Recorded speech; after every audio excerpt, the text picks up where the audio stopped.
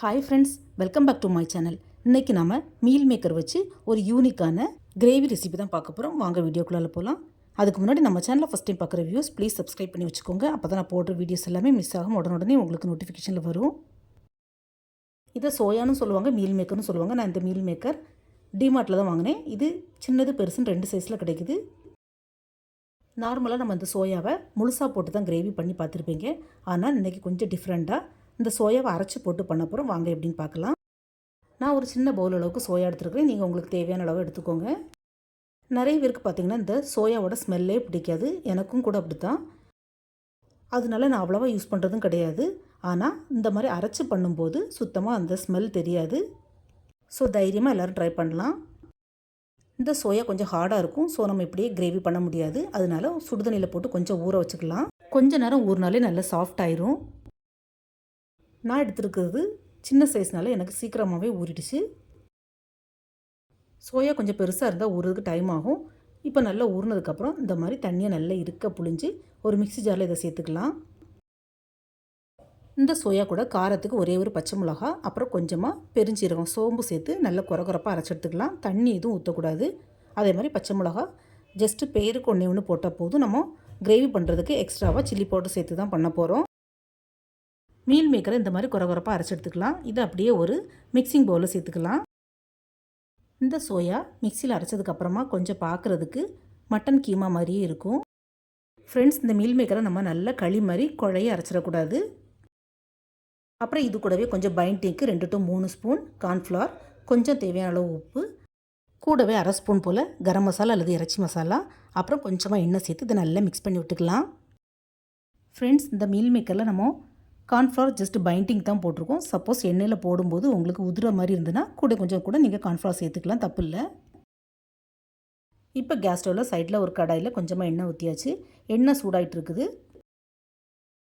இப்போ நம்ம அரைச்சி வச்சுருக்கிற மீல் மேக்கரை இந்த மாதிரி குட்டி குட்டி பால்ஸாக உருண்டை பிடிச்சி எடுத்துக்கலாம். பால் சைஸ் சின்னதோ பெருசோ உங்கள் தேவைக்கு தக்கன போட்டுக்கோங்க ஃப்ரெண்ட்ஸ். இந்த சோயா பால்ஸ் நல்லா வெந்து கோல்டன் கலர் வந்ததுக்கப்புறமா நம்ம திருப்பி விட்டுக்கலாம். அதுக்கு முன்னாடியே கரண்டி போட்டோன்னா கரண்டிலையும் ஒட்டி பிடிச்சிக்கும், உதுறதுக்கும் சான்ஸ் இருக்குது. ஃப்ரெண்ட்ஸ், நான் ஆல்ரெடி சொன்ன மாதிரி ஒன்று போட்டு பாருங்கள். உங்களுக்கு உதுற மாதிரி இருந்ததுன்னா எக்ஸ்ட்ராவாக கூட கொஞ்சம் கார்ன்ஃப்ளவர் மாவு சேர்த்து பண்ணிக்கோங்க. சோயா பால்ஸ் எல்லாம் இந்த மாதிரி வெந்து நல்லா கோல்டன் கலர் வந்ததுக்கப்புறமா அதை தனியாக ஒரு பிளேட்டில் எடுத்து வச்சுக்கலாம். இப்போ மீதி இருக்கிற பால்ஸையும் இதே மாதிரி எண்ணெயில் போட்டு பொரிச்சு எடுத்துக்கலாம்.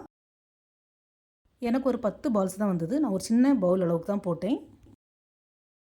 பொரிச்ச சோயா தனியாக வச்சுட்டு இப்போ கேஸ் ஸ்டவ்வில் ஒரு கடாய் வச்சுக்கலாம். கடாயில் கொஞ்சம் எண்ணெய் ஊற்றி எண்ணெய் சூடானதும் அதில் ஒரு வெங்காயத்தை இந்த மாதிரி நீளமாக நறுக்கி போட்டுக்கலாம். சும்மா ரஃப்பாக கட் பண்ணால் போதும். கூட ஒரு பாதி தக்காளி அதையும் நீளமாக நறுக்கி சேர்த்துக்கலாம்.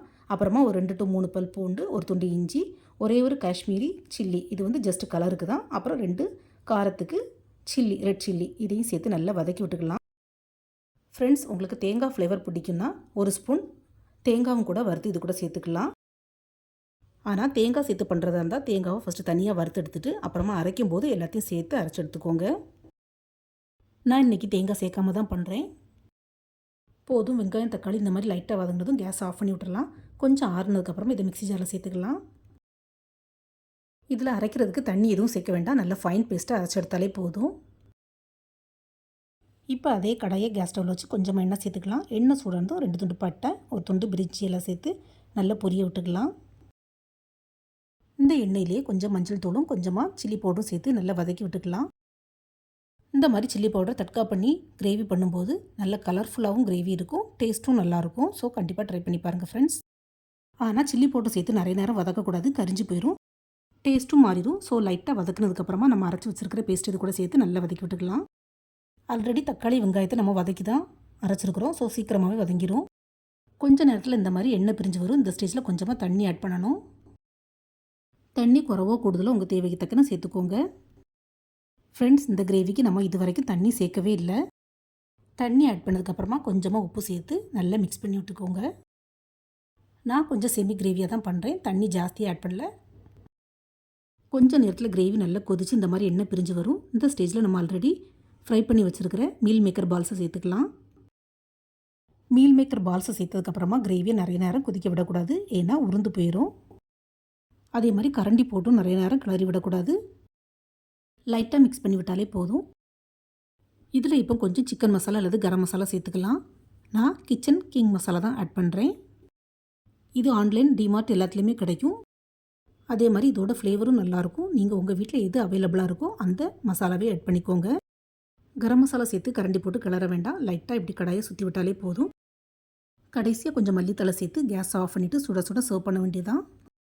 இந்த கிரேவி கொதிக்கும் போதே நல்ல கமகமன் ஸ்மெல் வரும். அதே மாதிரி நம்ம சொன்னால் மட்டும்தான் தெரியும் இது மீல் மேக்கரில் பண்ண கிரேவின்னு, மற்றபடி கண்டுபிடிக்கவே முடியாது. டேஸ்ட்டும் ரொம்பவே டிஃப்ரெண்ட்டாக இருக்கும். இதை சப்பாத்தி, நான், பரோட்டா எல்லாத்துக்குமே சைட் டிஷ்ஷாக யூஸ் பண்ணலாம். இதே மாதிரி இன்ட்ரெஸ்டான யூனிக்கான ரெசிபிஸ் மற்றும் ஸ்நாக்ஸ் பண்ணுறதுக்கு SRV கலக்கல்ஸை சப்ஸ்கிரைப் பண்ணி வச்சுக்கோங்க ஃப்ரெண்ட்ஸ். இந்த வீடியோ பிடிச்சிருந்தா மறக்காமல் நம்ம சேனலை லைக், ஷேர் அண்ட் சப்ஸ்கிரைப் பண்ணுங்கள். தேங்க்ஸ் ஃபார் வாட்சிங். See you soon in the next video. Bye.